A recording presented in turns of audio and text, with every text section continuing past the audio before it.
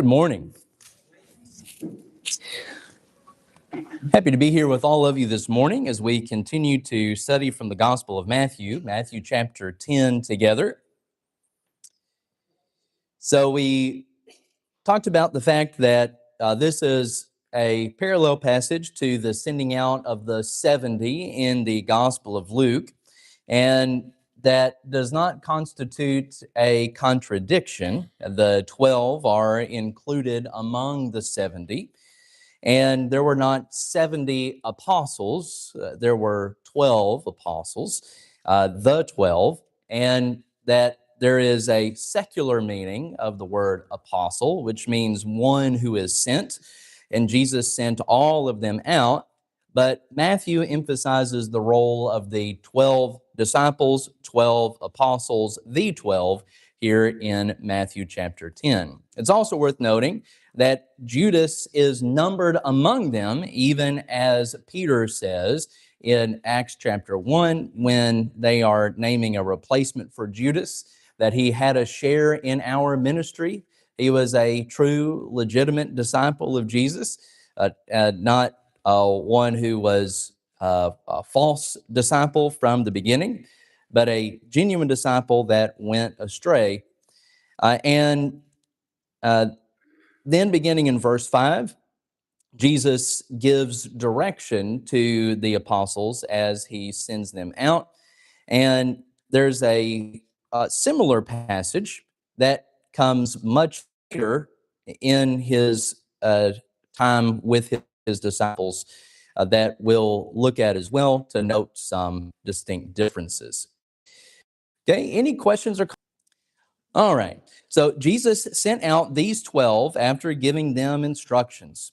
Don't take the road that leads to the Gentiles, and don't enter any Samaritan town. Instead, go to the lost sheep of the house of Israel. As you go, proclaim the kingdom of heaven has come near. So let's pause here for a moment. Does this mean that Jesus had no interest in Gentiles, that Jesus had no interest in Samaritans?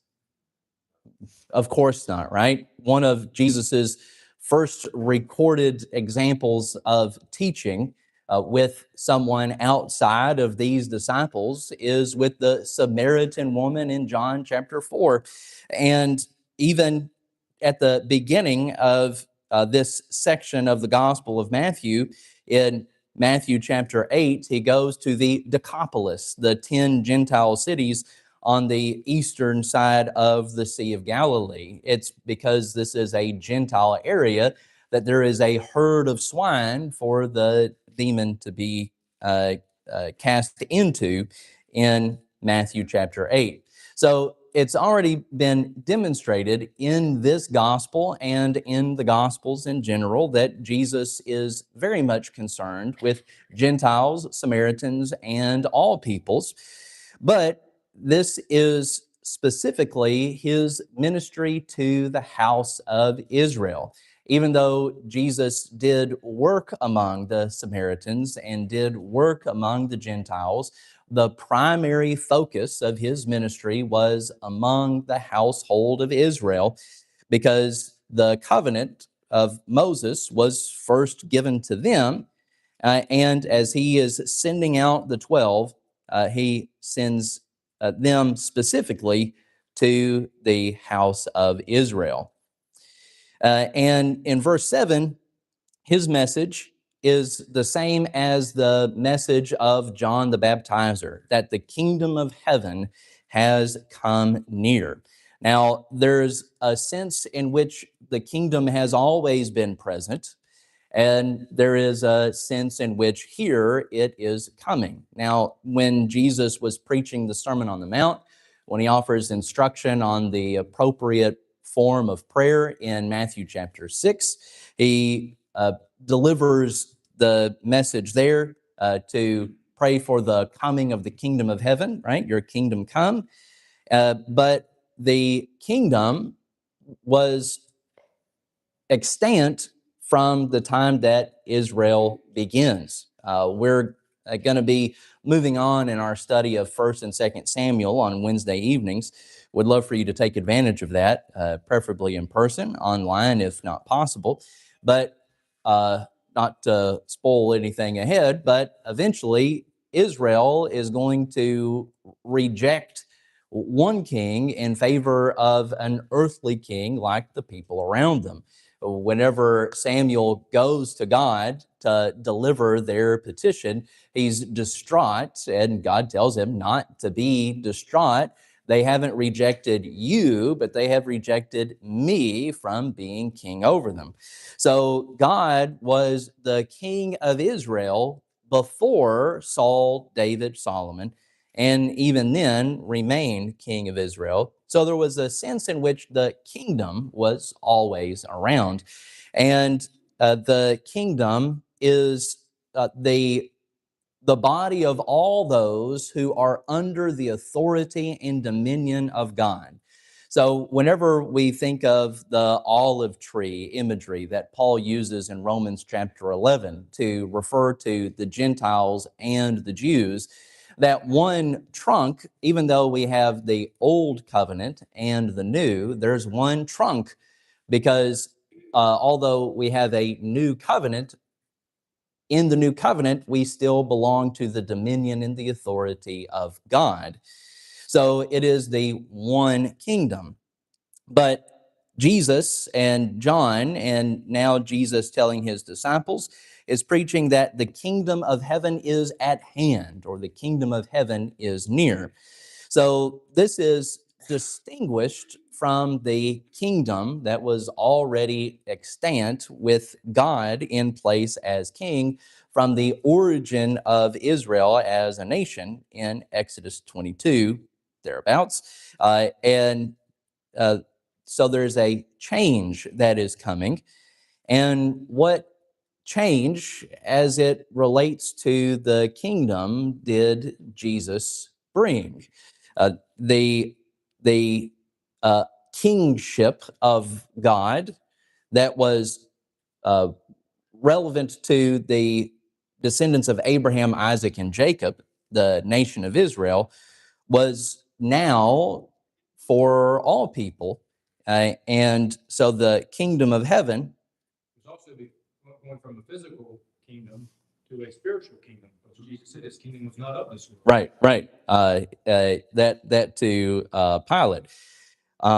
And we see this also with the sign of the covenant, right? That Paul writes about in Galatians, that with the law of Moses, there was a physical sign of the covenant, which was the circumcision of the flesh. But with the new covenant, there's a circumcision of what? Does anyone recall? Circumcision of the heart, all right? So something visible to something invisible. And so even though we belong to the same God, there is a shift that Jesus is speaking of here, and that is realized in the church. This is not looking ahead to a third kingdom, an expectant millennial reign of Jesus that will be established from Jerusalem at some indiscriminate point in the future. We are currently in the millennial reign of Jesus in the church. Okay, any questions, comments that anyone has? All right, so verse 8 then, he says, heal the sick, raise the dead, cleanse those with leprosy, drive out demons. Freely you received, freely give. So the pattern of teaching that Jesus gives to his disciples is much what Jesus has practiced himself already and throughout the course of all the Gospels. That I said last week, never did Jesus turn anyone away whenever they were in need. And he tells his disciples to do the same. The preaching comes first. Go to the lost sheep of the house of Israel. As you go, proclaim the kingdom of heaven has come near, and healing the sick, raising the dead, cleansing those with leprosy, driving out demons comes second. Now, the second supports the first, that when they go proclaiming this message, they are supporting their message with the miracles of healing, with raising the dead, with casting out demons. Now, none of those things are we able to perform today, right?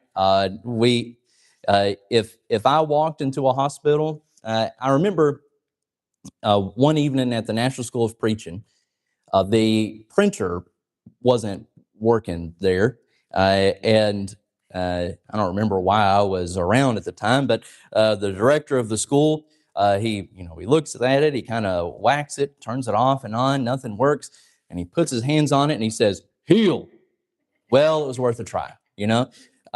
It if I walked into a hospital and I started laying hands on people to heal them, how disappointed are people going to be in my ministry, right? Because if I walk into a room with someone that is laid up with some medical condition and I lay my hands on them and I heal them, they're going to stay exactly where they are, right? They're probably even going to be a little bit worse because they're annoyed at this Tennessean rolling into their room unexpectedly. So this is not one of the things that we can follow as far as the direct command of the Lord goes here, but it is something that we are able to follow in principle. We can't heal the sick, but we can feed the healing. We can't raise the dead, but we can comfort the grieving. We can't cleanse those with leprosy, but we can be with those that are ostracized. And truly, we have received freely, and we are to give freely. Now, to freely give is to give indiscriminately. The preaching, the kingdom of heaven is at hand, was supported with their miracles of healing, but the miracles of healing were not meant to be given to those that had responded to their message. There is no right test of morality to determine what good we ought to do to others. Okay. Questions, comments that anyone has? You wouldn't go around laying hands on to heal them, but you could go to each room and ask if they wanted to be prayed with Yep. and appeal to God for their healing. Yep. Doing that. And that's the application in principle, right? That we're showing concern for the person through for the soul through concern for the person. Go ahead, Angela. People that will go around the hospital just visiting people because a lot of them never get any visitors. Yeah. And Yeah. nothing else that perks them up, just to see that somebody's willing to come to their room. Yep. Yep. Very true. All right. So verse 9. The Lord says, "Don't acquire gold, silver, or copper for your money belts. Don't take a traveling bag for the road, or an extra shirt, sandals, or a staff, for the worker is worthy of his food. When you enter any town or village, find out who is worthy and stay there until you leave." Now, what exactly is meant here by worthy?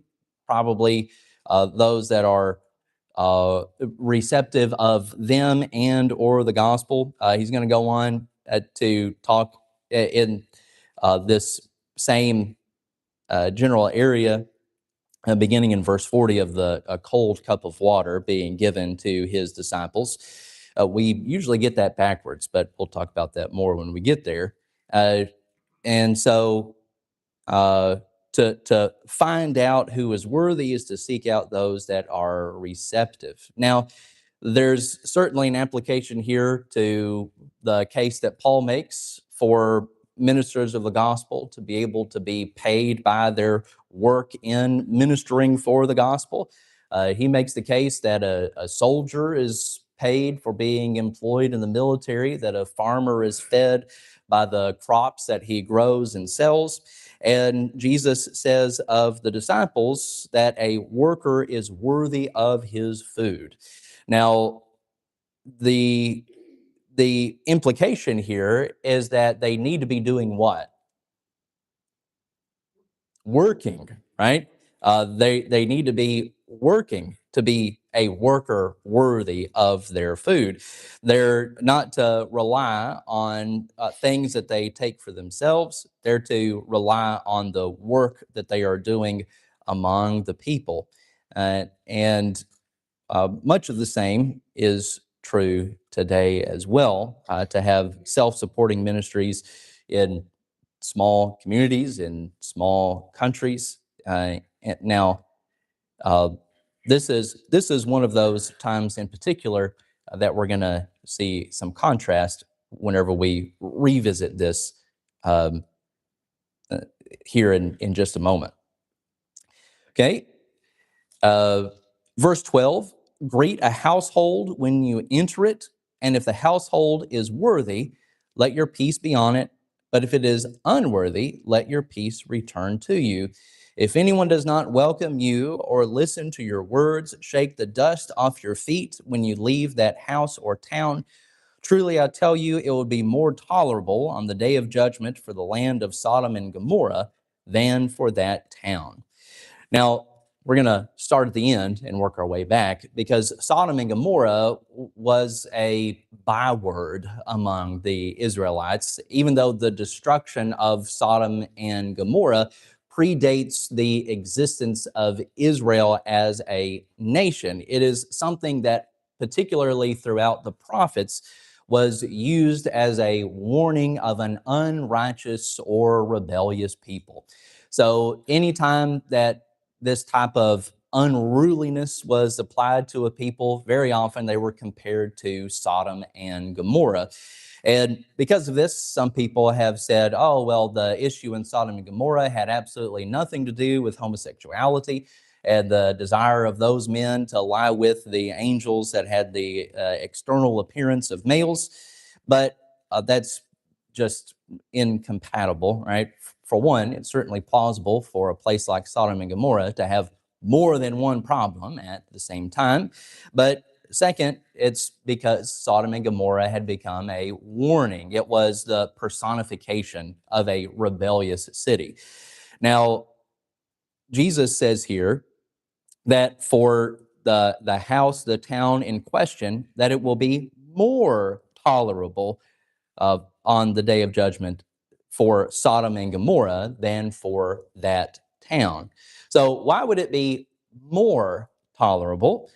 This isn't just comparing them to Sodom and Gomorrah. This is saying that they are less than Sodom and Gomorrah, which is taking the imagery of the prophets in the law of Moses and really taking it to another level. But Sodom and Gomorrah lacked the specific revelation that the people of these towns and cities would be receiving. Jesus, of course, in the Gospel of Luke, says that the servant that knows not and does not is punished with few stripes, but the servant that knows and does not is punished with many stripes. Peter says that the one that has obeyed the gospel and then fallen away is in a worse state in the second place than in the first. The difference between the house, the town in question here in Matthew 10 and Sodom and Gomorrah is that the house, the town in question had two opportunities to know. The first opportunity came before the disciples appeared in their house, in their town. What was that first way that they should know? Well, we could say three, right? But John the Baptizer was coming as a prophet of what? What's that? The new kingdom. He was Old Testament prophet. Right. Yeah, Old Testament prophet telling of making straight the way of the Lord. But so they first have the law, the prophets, the Old Testament scriptures that Paul says are a schoolmaster that's meant to bring us to Christ. And then in the second place, they have these disciples that are coming and teaching to them. So they would have had two opportunities to be made aware of fault or flaw to prepare for the coming of the Lord, the Christ, the new covenant, and have rejected both of them. And so, whereas Sodom and Gomorrah is able to appeal to ignorance, these individuals would not. Okay, so continuing to work backwards, then, he says that if anyone doesn't welcome you or listen to your words, shake off the dust of your feet. Now, when the Jews, after the exile in Babylon, after the dispersion, where the Israelites are spread all over the ancient Mediterranean world, they would come back to Jerusalem for their 3 feasts throughout the year. And this is when the Jewish ceremonial baptism was practiced. This was not a baptism for the remission of sins. This was to get the Gentile cooties off, right? But they would also shake the dust of the Gentile lands off of their feet. They're not going to bring the Gentile country into the Jewish city or the Jewish region. And Jesus is telling the disciples to do the same thing with these Jewish peoples. He says not to go to the Gentiles, not to go to the Samaritans. Do go to and only to the house of Israel. And if they are unworthy, to shake the dust off of your feet. Now, he applies this to house or town in verse 14, whether the town in general or the house specifically. But in the same way that there's heavy symbolism with the ceremonial baptisms of the Jews, with shaking the dust off of their feet, Jesus is communicating something by this action of the disciples to those people, that they are just like the Gentiles that they are looking down on. And so they are to shake the dust off of their feet. Now, verse 13 is something that is abused today to try and justify wrong things. So the peace that Jesus speaks of here, I think, is not equivalent to, but it is connected to in thought, the shaking the dust off of their feet. There are words of judgment and harsh judgment that Jesus uses of these individuals, like in verse 15, comparing them to Sodom and Gomorrah. The way that this is abused is people will use this as a justification to say that if they're at peace with something, that it is okay. That even if the Bible has forbidden some practice, lifestyle, behavior, that, well, I feel at peace when I do this. And they say that this is the justification that comes from the Lord that he speaks to here. But the peace is not given to the disciples, right? The disciples are to give their peace to the households that receive them and to return their peace to themselves if they are unworthy. Now, how do they return their peace to themselves? They give this sign of judgment, shaking the dust off of their feet at these houses, these towns. Now, there is a correlation today that I would be very interested to know some statistical calculation of Bible studies that are begun and Bible studies that come to fruition. We've been contacted a number of times, people looking for either email, phone, correspondence, Bible studies, and you reach out to begin that correspondence. And what happens a lot of times? Nothing, right? It's like the person on Facebook Marketplace. Hey, is this item still available? It sure is. Would you like to come see it? No reply at all, right? And then there's other times where someone initially responds. Maybe they'll send you their address or whatever, and then no response there. Sometimes you'll be involved in studies for a significant amount of time, progress far into it, and then them say, you know what, I'm gonna stop this. It's not gonna be fruitful, helpful, whatever justification, rationalization there is.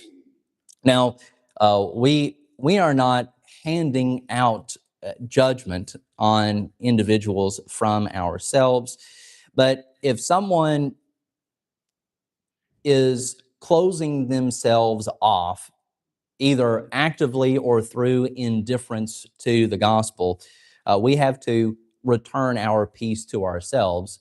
We have to be willing to move on to someone that is receptive to the gospel. Now, that doesn't mean that we make that decision ahead of time for someone else. Oh, well, they're not going to receive the gospel. I'm just going to move on to someone else. The only time that the disciples are to shake the dust off of their feet is when they have already made an effort with the house or with the town that they are in. So the peace that Jesus speaks of here is not something that comes to the disciples to give them divine revelation about who they should or should not be sharing the gospel with, what is or is not moral, but it is the peace that they give by being at peace with the people, by sharing them the teachings of Jesus, or by taking their peace away, shaking the dust off of their feet. Okay. Any questions, comments, thoughts, observations? Anything anyone has of that? Doug? A wild question. Well, that's right where I love to be, so. Uh-huh. Based on the punishment of Sodom and Gomorrah versus the other little examples you give all ago, the stripes, this and that.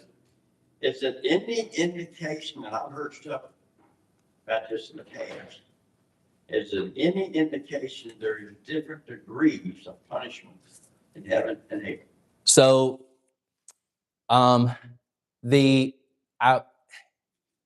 as for hell, I would say that there is significant support for it, although without much detail. And it's the same passage that I referred to a little bit ago.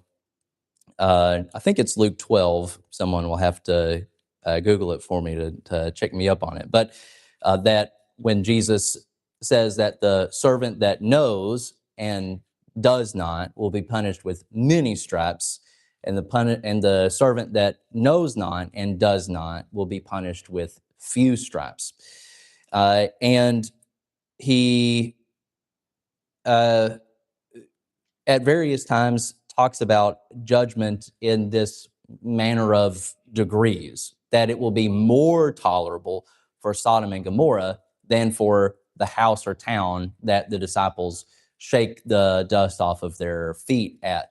So this could be in judgment, that there would be more understanding for them.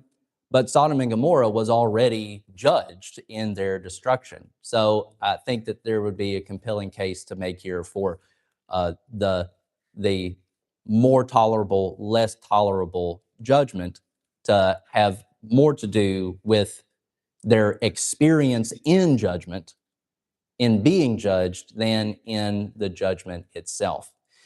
Now, that being said, what exactly that constitutes, what exactly that means, I have no idea, and I don't think anyone else does as well, right? As far as the clearly defined seven circles of hell. Who was that? Dante, right? Dante's seven circles of hell. That's all make believe, right? That's all fictitious. But Jesus establishes in principle there that there would be harsher and lesser punishment for some reasons. Now, like I said, how exactly it is more or less, some people argue for annihilationism, and part of that is because of what in this same passage, verse 28 of Matthew chapter 10, don't fear those who kill the body, but are not able to kill the soul. Rather, fear him who is able to destroy both soul and body in hell. And they say, oh, well, here the soul's going to be destroyed. And so they say that hell is temporary. And this is, people attempt to support this with bad translations, like in, I think it's Matthew 22, when Jesus says that those to the left would enter into eternal life, and those on the right into everlasting destruction, the King James says. Like eternal and everlasting are different, but they're both translated from the same word. So however long heaven lasts is how long hell lasts. So it's not more or less stripes based on the length of someone's stay, right? Because if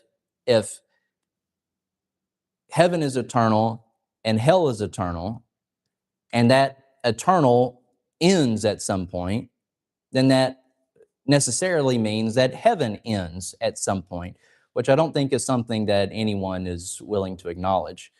Now, we also don't really know what punishment in hell is going to be like, because there are competing descriptions of hell. Hell is at sometimes spoken of as being a very hot place, a lake that burns with fire. It's compared to the place of burning trash outside of Jerusalem. But it's also primarily by Jesus described as an outer darkness where there is weeping and gnashing of teeth. So heaven is described alternatively as a hot burning place, as an empty cold place. So which is it? Well, I think the answer is neither, really. That both of these descriptions are meant to convey to us just how terrible and horrible of an existence hell is. Now, if we don't know exactly what punishment in hell is going to be like, it's hard to say how it will be better for some and worse for others. I think that's one of those places where we have to acknowledge ignorance. Now, as far as degrees of reward in heaven, there's some indication there, but much more tenuous than the few stripes, many stripes. For example, Jesus says, just next chapter over, that the least in the kingdom of heaven would be greater than John the Baptizer. But I don't think that that is correlative to reward in heaven, as some would argue. And Jesus tells his disciples when they say, but what about us and all the things that we gave up for you? And he says that, whatever you gave up, you'll receive tenfold in heaven. But again, I don't think that is, it's not mathematical, right? Because there's no limit of reward in heaven. So is there a degree of punishment in hell? My answer is yes, but what those degrees are and how it is different, I have no idea. Is there a degree of reward in heaven? Possibly, but I don't see the support for it, so I tend to say no.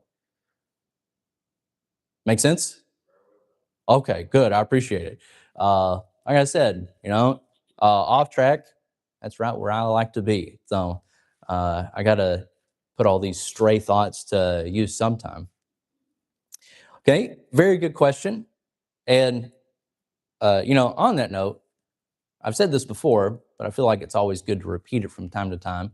Whenever I say, any questions, comments, anything at all, like I really mean anything at all. And I may not be able to give you a satisfactory answer at the time, but I will tell you, I don't know. Let's look into that together, and we'll work for an answer together if there's one to be had.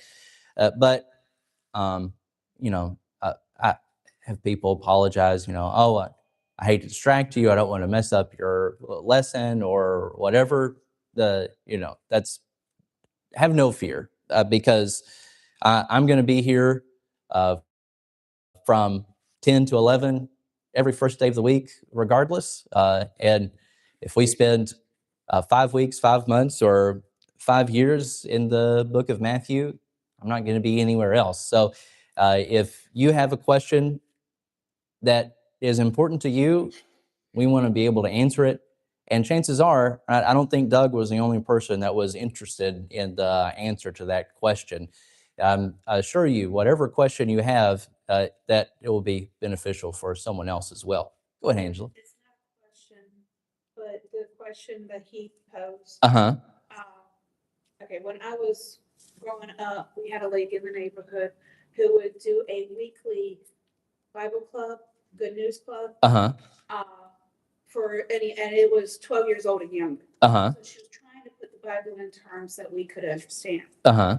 When it came to the torments of hell, one of the examples that she gave us was as if we all had stubs of arms with a long spoon attached to it. Uh-huh. Too long to feed ourselves, and we had a bounty full of food. And those that would reject helping others, they couldn't eat. Uh-huh. So they were being tormented because the food was right there, but they couldn't get it to their mouths. But those that were willing to help others, they could feed their neighbor, and they were able to eat that way. Uh-huh. And that was her way of trying to put it on a very simplistic scale of, okay, you're just something that simple. That was something that we could understand. Right.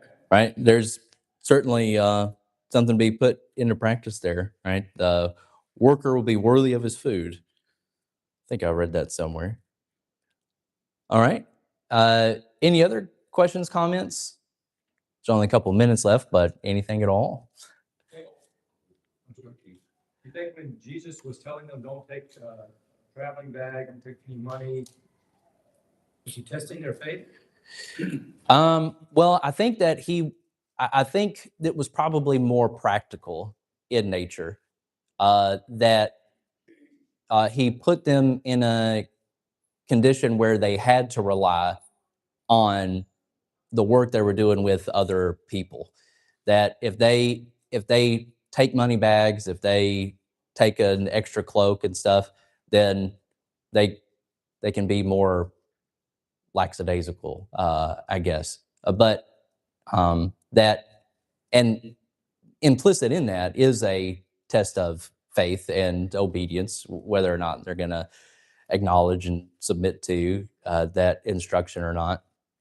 But what we didn't get to is in Luke 22, he specifically contrasts the instructions that he gives them, then sending them out after his crucifixion, than he did here for this very temporary stay, telling them, before I told you not to take an extra cloak, not to take a money bag, but now do take an extra cloak, money bag, because it went from a short-term mission to a long-term mission. So I think that it's rooted in practicality, but that doesn't mean there's not an overlap between practicality and faith, because, well, I mean, it goes back to Paul making the case that soldiers are fed from the military and farmers are fed from their crops. It's hand in hand. What'd you have, Andy? Just that, very same thing. And this commission was grassroots commission. The missionary work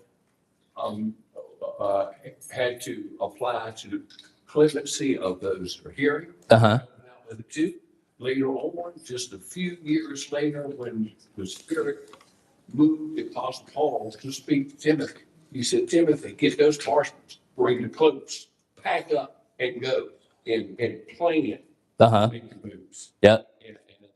And today ministries have to be planned and have to be funded, things like that too. So that applies. Yep. Just a two situation. Yep. All right. Any other closing questions, comments, anything anyone had? All right. If not, then we'll close and pick up next week in Matthew chapter 10 and verse 16. Thank you all so much for your attention and your participation.